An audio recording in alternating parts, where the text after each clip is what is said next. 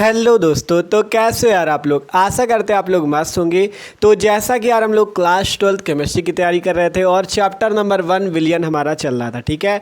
तो आज हम इस पे पढ़ने वाले यार बहुत ज़्यादा ही इंपॉर्टेंट टॉपिक, परासरण दाब निर्धारण की बर्कले और हार्टले की विधि, ठीक है। परासरण दाब निर्धारण की बर्कले और हार्टले की विधि, और ये बहुत ज़्यादा इंपॉर्टेंट है और एग्जाम में 5 नंबर की हर साल पूछी जाती है, ठीक है। परासरण दाब निर्धारण की बर्कले और हार्टले की विधि 5 नंबर की बोर्ड एग्जाम में पूछी जाती है, इसलिए बहुत ज़्यादा ही महत्वपूर्ण है ये एग्जाम के लिए, ठीक है। तो यार जिनको नहीं पता है चैनल पर नए हो तो उनको बता दें, क्लास 12 केमिस्ट्री का जो चैप्टर 1 विलियन है, इसके जितने भी टॉपिक है सब हमने कंप्लीट कर लिए हैं। इसका कह सकते हो लास्ट टॉपिक है परासरण दाब निर्धारण की बर्कले और हार्टले की विधि। इसके पहले वाले वीडियो पे हमने आपको परासरण क्या होता है और परासरण दाब क्या होता है इसके बारे में एकदम मस्त तरीके से समझा दिया था।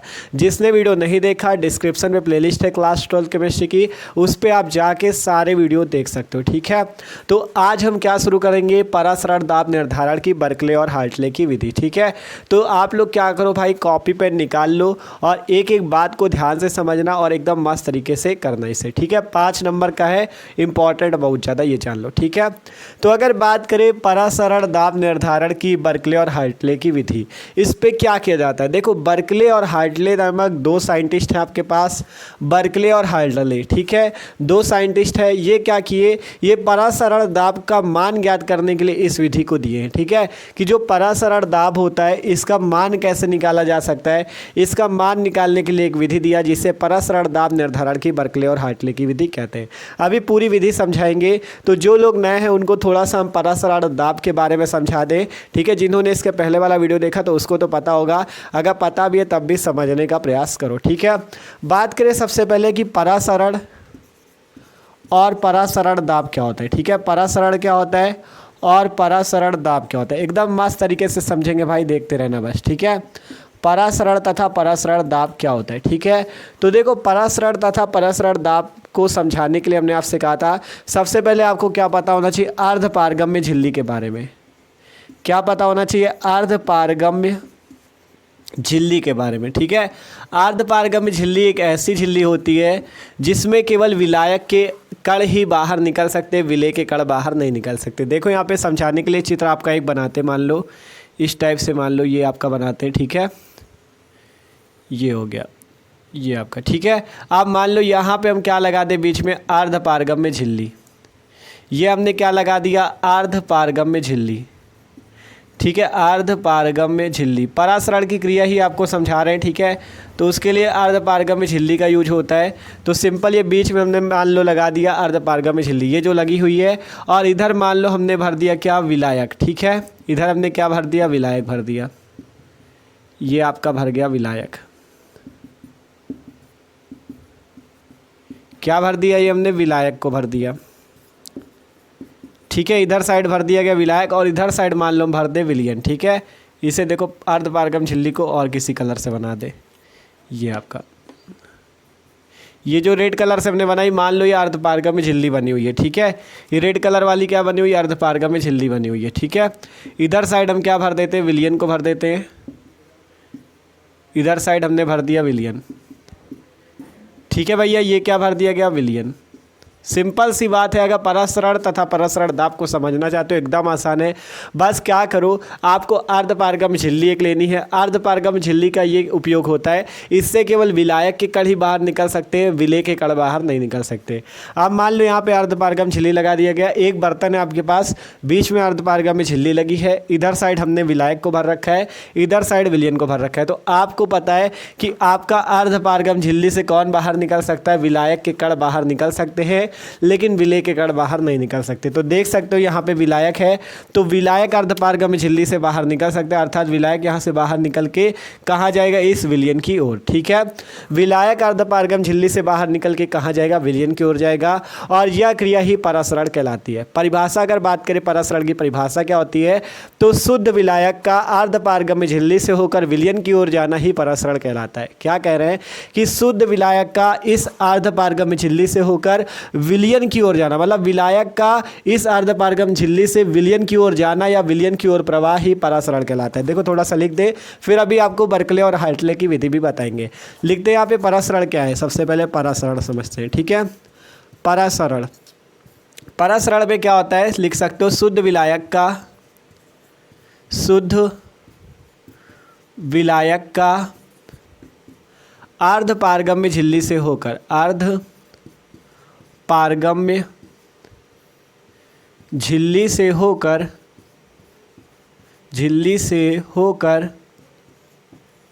विलयन की ओर प्रवाह, विलयन की ओर प्रवाह क्या कहलाता है, परासरण कहलाता है। विलयन की ओर प्रवाह परासरण कहलाता है, ठीक है। परासरण की क्रिया सबको समझ में आ रही कि नहीं बताओ, परासरण कहलाता है। सिंपल क्या है परासरण पे, शुद्ध विलायक का अर्धपारगम झिल्ली से होकर विलयन की ओर प्रवाह परासरण कहलाता है। मतलब जब विलायक अर्धपारगम झिल्ली से होकर विलयन की ओर जाता है, इस अर्धपारगम झिल्ली से विलयन की ओर जाता है, तो उस क्रिया को परासरण की क्रिया कहते हैं। कहा गया शुद्ध विलायक का अर्धपारगम झिल्ली से होकर विलयन की ओर प्रवाह या बहना परासरण कहलाता है, ठीक है। अर्धपारगम झिल्ली अगर पूछी जाए, अर्धपारगम झिल्ली क्या है, अर्धपारगम झिल्ली एक ऐसी झिल्ली होती है जिससे केवल विलायक के कण ही बाहर निकल सकते हैं, विलय के कण बाहर नहीं निकल सकते। इसलिए विलायक के कण ही इधर निकल के विलयन की ओर जा रहे हैं, ठीक है। इधर वाले इधर नहीं आ सकते, लेकिन विलायक वाले इधर जा सकते, ठीक है। क्योंकि विलयन वाले इधर क्यों नहीं आ सकते, क्योंकि विलयन में विलय भी मिला, विलय के कण अर्धपारगम झिल्ली से बाहर नहीं निकलते, ठीक है। आपसे कहा पहले कि विलय के कण अर्धपारगम झिल्ली से बाहर नहीं निकलते, केवल विलायक के कण ही अर्धपारगम झिल्ली से बाहर निकलते, अर्थात विलायक के कण यहाँ से होकर आपका विलयन की ओर जा सकते, ठीक है। तो परासरण की क्रिया समझे, शुद्ध विलायक का अर्धपारगम झिल्ली से होकर विलयन की ओर प्रवाह परासरण कहलाता है। अब बात आती है परासरण दाब क्या होता है। परासरण तो भैया समझ गया, परासरण दाब समझा दो। तो देखो जैसे विलायक आपका अर्धपारगम झिल्ली से होकर विलयन की ओर जा रहा है, अगर आपको इस परासरण की क्रिया को रोकना हो, ठीक है, मान लो ये परासरण की क्रिया हो रही है, विलायक अर्धपारगम झिल्ली से होकर विलयन की ओर जा रहा है, अगर आपको इस क्रिया को रोकना हो तो आपको क्या करना होगा, परासरण दाब का यूज करना होगा, ये क्रिया रुक जाएगी, ठीक है। क्या कह रहे हैं, अगर परासरण की क्रिया रोकना चाहते हो, विलायक का अर्धपारगम झिल्ली से होकर विलयन की ओर प्रवाह रोकना चाहते हो, तो आपको परासरण दाब का यूज करना होगा। और इसका यूज कैसे होता है, ये जो विलयन आप देख रहे हो यहाँ पे, ये विलयन, इस विलयन पे आपको क्या करना होता है, इस विलयन पे आपको पिस्टन के द्वारा, इस विलयन पे आपको पिस्टन एक लगा देना इस टाइप से ऊपर से, ठीक है। इस टाइप से मान लो एग्जांपल के तौर पे हमने पिस्टन लगा दिया, ठीक है। इसे सही से बना दे, देखो, ठीक है। ये हमने क्या लगा दिया, एक पिस्टन लगा दिया ये, और इस पिस्टन को लगाने के बाद हम ऊपर से यहाँ पे क्या करेंगे, यहाँ से बाहरी प्रेशर लगाएंगे इस टाइप से, इस पर दाब लगाएंगे, ठीक है। इसे ऊपर से पकड़ के क्या करेंगे, इस पर प्रेशर लगाएंगे, खुद से आपका दाब लगाना है आपको इस पर। जब आप इस पर प्रेशर लगाओगे, इस पर दाब लगाओगे, तो दाब लगने के कारण ये दाब आपका इस टाइप से अंदर की ओर आएगा, और जब दाब इस टाइप से इस पर लगेगा, विलयन पे दाब आप लगाओगे, तो ये जो विलायक विलयन की ओर जा रहा है, ये उस ओर नहीं जाएगा बल्कि पूरा वापस आ जाएगा। ध्यान समझो, आपसे हम कह रहे हैं, अगर आपने पहले परासरण की क्रिया तो समझ में आई कि विलायक का अर्धपारगम झिल्ली से होकर विलयन की ओर जाना परासरण कहलाता है। बात आई परासरण दाब की, तो अगर परासरण की क्रिया को रोका जाए, उसे रोकने के लिए जो दाब लगाया जाता है वो परासरण दाब होता है, और वो परासरण दाब विलयन पर लगाया जाता है। देखो विलयन पे हमने एक लगा दिया, ये क्या लगा है, पिस्टन, ये हमने एक पिस्टन लगा दिया, इस पिस्टन पर यहाँ से दाब लगाया जाता है। जब आप यहाँ पर से इस पर दाब लगाओगे, इस पर प्रेशर लगाओगे, तो इस पर प्रेशर पड़ने के कारण, जब इस पर प्रेशर पड़ेगा तो जो विलायक विलयन की ओर जा रहा है ये जाना बंद हो जाएगा, विलायक विलयन की ओर नहीं जाएगा, परासरण की क्रिया रुक जाएगी, तो यह दाब परासरण दाब कहलाएगा, ठीक है। जो दाब आप यहाँ पर लगा रहे हो यही दाब परासरण दाब कहलाएगा। परिभाषा पहले लिख दे, फिर आपको समझाते हैं। परासरण दाब, ठीक है, परासरण दाब, ठीक है। परासरण दाब क्या होता है, लिख सकते हो, परासरण को रोकने के लिए, परासरण को रोकने के लिए विलयन पर लगाया गया, रोकने के लिए विलयन पर लगाया गया, ठीक है। एकदम आसान है, देख सकते हो, खुद आप समझो, खुद लिख लो, ठीक है। विलयन पर लगाया गया आवश्यक बाहरी दाब, ठीक है, आवश्यक बाहरी दाब परासरण दाब कहलाता है। बाहरी दाब लिख सकते हो या आवश्यक अतिरिक्त दाब लिख सकते हो, आवश्यक अतिरिक्त दाब, अतिरिक्त दाब परासरण दाब कहलाता है, परासरण दाब कहलाता है, ठीक है, परासरण दाब कहलाता है, ठीक है, तो समझ में आ चुका होगा आपको परासरण दाब भी, कि परासरण की क्रिया को रोकने के लिए विलयन पर लगाया गया आवश्यक अतिरिक्त दाब परासरण दाब कहलाता है। और परासरण की क्रिया एक ऐसी क्रिया होती है जिसमें शुद्ध विलायक अर्धपारगम झिल्ली से होकर विलयन की ओर जाता है, या शुद्ध विलायक का अर्धपारगम झिल्ली से होकर विलयन की ओर प्रवाह परासरण कहलाता है। और परासरण की क्रिया को रोकने के लिए जो विलयन पर दाब लगाया जाता है वो परासरण दाब होता है। ठीक है, ये बातें हमने इसके पहले वाले वीडियो पे आपको पूरी समझा दी थी, यहाँ पे इसलिए पूरा समझा दिया कि जो लोग नए हो अगर उनको ना पता हो तो वो समझ लें इसको। ठीक है, और इसके पहले वाला जो वीडियो है वो जरूर देखना आप लोग, परासरण तथा परासरण दाब वाला, जिससे और अच्छे समझ में आ जाएगा। यहाँ तो हमने थोड़ा शायद जल्दी भी समझा दिया हो। तो परासरण दाब क्या था, जब विलायक विलयन की ओर जाता है तो क्रिया परासरण की क्रिया। अगर आपको परासरण की क्रिया को रोकना है तो यहाँ पे आपको एक पिस्टन का यूज करना है। इस पिस्टन से कहाँ यूज करना है, विलयन पर। यहाँ से दाब लगाना है, ऊपर से इस पर बाहरी प्रेशर लगाना है, अतिरिक्त दाब लगाना है, जिससे ये आपका विलायक विलयन की ओर जो जा रहा है ये रुक जाएगी क्रिया, परासरण की क्रिया रुक जाएगी। अर्थात परासरण को रोकने के लिए विलयन पर लगाया गया आवश्यक अतिरिक्त दाब परासरण दाब कहलाता है। ठीक है, तो जो लोग इसके पहली वाली क्लास में नहीं आए थे वो चाहो तो इसकी परिभाषा नोट कर लेना कि परासरण की परिभाषा क्या होती है, परासरण दाब की परिभाषा क्या होती है। छोटा सा चित्र रफ टाइप बनाना चाहो तो बना भी लेना। अभी वैसे इस पे तो बनवाएंगे ही हम कि परासरण दाब निर्धारण की जो बर्कले और हार्टले की विधि है। ठीक है, इस पे भी चित्र है, इस पे भी विधि है कि कैसे आप परासरण दाब का निर्धारण कर सकते हो। ठीक है, तो आप देखते हो उसे। तो यार अगर आप लोगों को वीडियो अच्छा लग रहा हो, थोड़ा सा भी हमें पढ़ाना समझ में आ रहा हो, तो वीडियो को लाइक कर लिया करो और अपने दोस्तों के साथ भी शेयर किया करो, जिससे उनकी भी तैयारी मस्त हो सके क्लास 12 की। ठीक है, मस्त तैयारी कराएंगे, केमिस्ट्री की भी फिजिक्स की भी। अभी तो केमिस्ट्री क्लासेज स्टार्ट है, चैनल को सब्सक्राइब कर लो, बहुत जल्द फिजिक्स की क्लासेज भी आ जाएंगी। ठीक है, तो इसको जिसको नोट करना हो कर लो। आप देखते हैं परासरण दाब निर्धारण की बर्कले और हार्टले की विधि। ठीक है, तो आप भैया समझते हैं हम लोग परासरण दाब निर्धारण की बर्कले और हार्टले की विधि को। ठीक है, कितना आपको लिखना पड़ेगा, कैसे पूरा समझना है, जिससे आपको 5 नंबर एग्जाम में फुल मिले। ठीक है, तो बस आपको पूरा एक एक बात को हमारी समझना है। ठीक है, तो देखो सबसे पहले हेडिंग लग चुकी है परासरण दाब निर्धारण की बर्कले और हार्टले की विधि। परासरण क्या होता है और परासरण दाब क्या होता है ये हमने आपको समझा दिया। ठीक है, अब समझ में आ चुका है सबको कि परासरण की क्रिया क्या है और परासरण दाब की क्रिया क्या है। तो पढ़ो बर्कले और हार्टले की विधि पे क्या होता है। ठीक है, तो देखो कुछ बातें हमने यहाँ पे लिखी हैं कि बर्कले और हार्टले, दो साइंटिस्ट हैं बर्कले और हार्टले। बर्कले और हार्टले द्वारा प्रस्तुत विधि एक अप्रत्यक्ष विधि है। ठीक है, बर्कले और हार्टले की जो ये आपकी विधि है जिससे आप परासरण दाब का निर्धारण कर सकते हो, यह एक अप्रत्यक्ष विधि, मतलब एक इनडायरेक्ट मेथड है जिसके द्वारा परासरण दाब के मान को निकाला जा सकता है। ठीक है, आपसे हम पूछे बर्कले और हार्टले की विधि क्या है, ये एक अप्रत्यक्ष विधि है जिससे हम परासरण दाब की वैल्यू का मान निकाल सकते हैं। ठीक है, तो वही है कि बर्कले और हार्टले द्वारा प्रस्तुत विधि एक अप्रत्यक्ष विधि है और इस विधि में अर्धपारगम में झिल्ली द्वारा विलायक से पृथक विलयन, विलायक और विलयन पृथक होते सबको पता था। ठीक है, जो चित्र अभी बताया था इससे पहले। ठीक है, उस पर क्या था, विलायक था, विलयन था, बीच में अर्धपारगम झिल्ली लगी थी। ठीक है, तो वही चीज़ है कि आपका यहाँ से लिखा है कि इस विधि में अर्धपारगम में झिल्ली द्वारा विलायक से पृथक विलयन, पृथक का मतलब अलग, विलायक से अलग विलयन पर बाह्य दाब लगाया जाता है।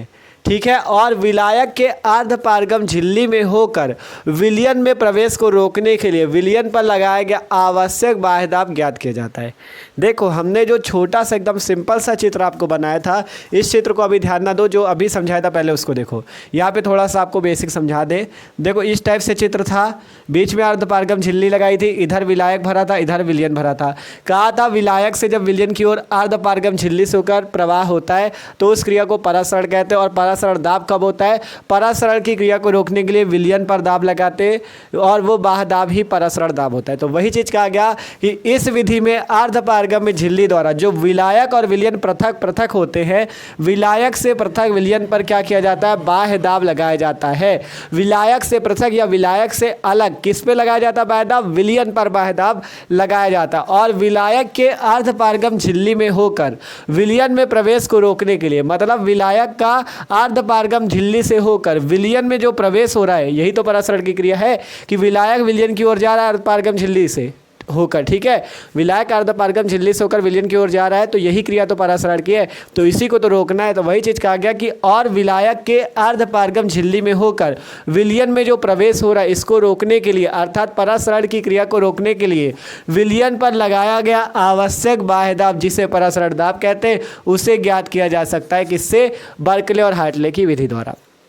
सिंपल सी वही बात है कि बर्कले और हार्टले की विधि एक अप्रत्यक्ष विधि, इनडायरेक्ट मेथड है, जिसके द्वारा परासरण दाब आप ज्ञात कर सकते हो। फिर आगे लिखा कि इस विधि में अर्धपारगम झिल्ली द्वारा विलायक से पृथक विलयन पर बाह्य दाब लगाया जाता है। सबको पता है कि विलायक से पृथक जो विलयन होता है उसी पर हमने बाह्य दाब लगाया था, और जो बाह्य दाब लगा था वही परासरण दाब था। तो वही चीज़ कहा गया, बाह्य दाब लगाया जाता है। और विलायक के जो अर्धपारगम झिल्ली से होकर विलयन की ओर जा रहा है, जब विलायक अर्धपारगम झिल्ली से होकर विलयन की ओर जाता है तो यही क्रिया परासरण की होती है, तो इसी क्रिया को रोकना है ना। तो वही चीज कहा गया कि और विलायक के अर्धपारगम झिल्ली में होकर विलयन में जो प्रवेश हो रहा है, अर्थात जो विलायक विलयन की ओर जा रहा है अर्धपारगम झिल्ली से होकर, इसको रोकने के लिए, इसी को रोकने के लिए विलयन पर दाब लगाया जाता है, और वो आवश्यक बाह्य दाब परासरण दाब होता है। और उसी का मान किसके द्वारा ज्ञात किया जाता है? परासरण दाब निर्धारण की बर्कले और हार्टले की विधि के द्वारा। मतलब कि आपको हमने पूरा समझा दिया था कि विलायक जब विलयन की ओर अर्धपारगम झिल्ली से होकर जाता है वो क्रिया परासरण होती है। उसे रोकना अगर आपको, तो विलयन पर आपको बाह्य दाब लगाना होगा, और वो बाह्य दाब परासरण होगा, परासरण दाब होगा, ठीक है। तो वही परासरण दाब बर्कले और हार्टले की विधि द्वारा ज्ञात कर सकते हो। तो सबसे पहले लिखा यह एक अप्रत्यक्ष विधि है जिससे परासरण दाब का मान ज्ञात किया जाता है। और इस पे क्या होता है, इस विधि में अर्धपारगम झिल्ली से जो विलायक से पृथक विलयन है उस पर बाह्य दाब लगाया जाता है, ठीक है। और इस बाह्य दाब का मान भी ज्ञात किया जाता है, ठीक है। तो कहा गया कि और विलायक के अर्धपारगम झिल्ली में होकर विलयन में प्रवेश को रोकने के लिए या परासरण की क्रिया को रोकने के लिए विलयन पर लगाया गया आवश्यक बाह्य दाब ज्ञात किया जाता है। और नीचे हमने परिभाषा भी लिख दी थी परासरण दाब की, कि परासरण को रोकने के लिए विलयन पर लगाया गया आवश्यक अतिरिक्त दाब विलयन का परासरण दाब कहलाता है। यही परिभाषा अभी भी आपको बताई थी कि परासरण को रोकने के लिए विलयन पर लगाया गया आवश्यक अतिरिक्त दाब विलयन का परासरण दाब कहलाता है, ठीक है। परासरण और परासरण दाब इसीलिए आपको पहले समझा दिया था कि बाद में दिक्कत ना हो जब आपको बर्कले और हार्टले की विधि हम पढ़ा रहे हो, ठीक है। तो परासरण की क्रिया भी सबको पता है और परासरण दाब भी सबको पता है। सिंपल सी बात है कि बर्कले और हार्टले की विधि द्वारा आप परासरण दाब का मान ज्ञात कर सकते हो, बस, ठीक है। ये सिंपल सी बात है। और यहाँ नीचे छोटी सी परिभाषा दे दी परासरण दाब की, कि परासरण को रोकने के लिए विलयन पर लगाया गया आवश्यक अतिरिक्त दाब परासरण दाब कहलाता है, ठीक है। अब बात आती है चित्र की और इसकी विधि की, कैसे आप परासरण दाब का मान ज्ञात करोगे। तो अब इस चित्र को समझो और इसकी विधि को समझो, ठीक है। सबसे पहले देखो, हमने अभी ये चित्र इस टाइप से बनाया था, यहाँ पे विलायक भरा था, यहाँ पे विलयन भरा था, बीच में अर्धपारगम झिल्ली लगी थी। यहाँ पे इस चित्र पे देखो वही चीज़ है सेम।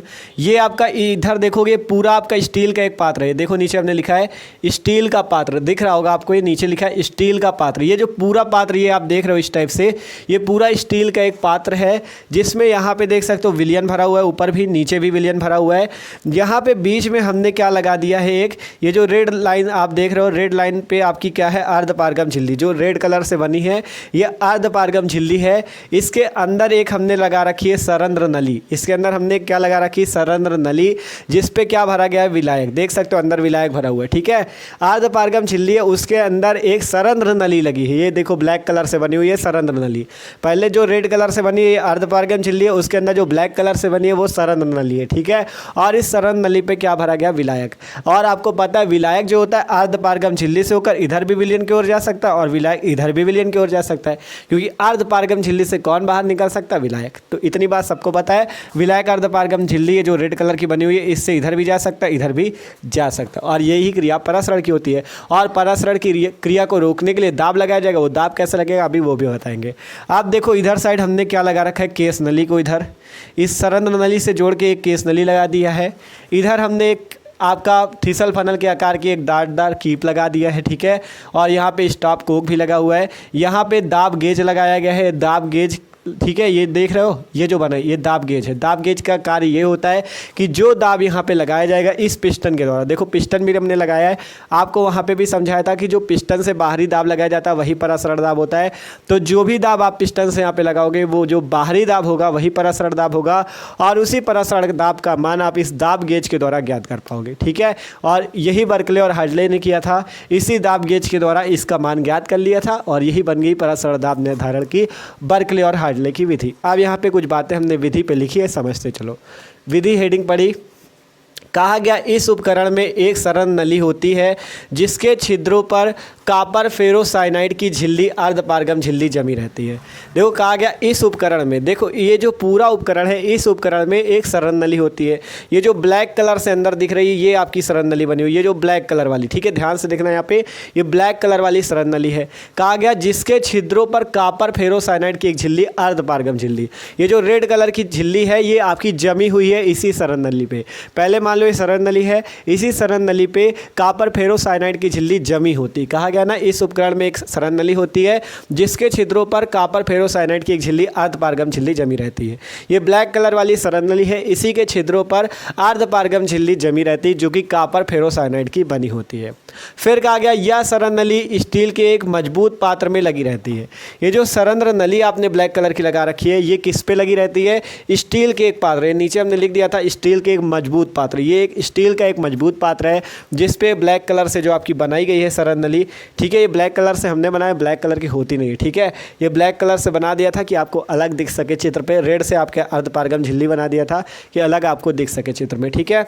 तो ये सरल नली जो होती है स्टील के एक मजबूत पात्र में लगी रहती है और स्टील के पात्र में एक पिस्टन पी और दाब गेज लगा रहता है। स्टील के एक पात्र में देख सकते हो एक पिस्टन, इसे पी से प्रदर्शित करते हैं पिस्टन को, पिस्टन पी और दाब गेज लगा होता है, ठीक है पिस्टन पी और दाब गेज लगा होता है। कहा गया स्टील के एक पात्र में पिस्टन पी और दाब गेज लगा रहता है और सरल नली के एक सिरे पर थिसल फनल की आकार की डाटदार नली और दूसरे सिरे पर एक केस नली लगी रहती है। देख सकते हो ये जो स्टील का पात्र है या आप और स्टील के पात्र में जो सरल नली लगी है, इस सरल नली के एक सिरे पर केस नली लगी रहती है और दूसरे सिरे पर ये आपकी थिसल फनल के आकार की डाटदार खीप लगी रहती है। देखो पढ़ लो, कहा गया था सरल नली के एक सिरे पर थिसल फनल की आकार की एक डाटदार नली और दूसरे सिरे पर एक केस नली लगी रहती है। एक सिरे पर केस नली, एक सिरे पर थिसल फनल की आकार की डाटदार कीप लगी रहती है, ठीक है।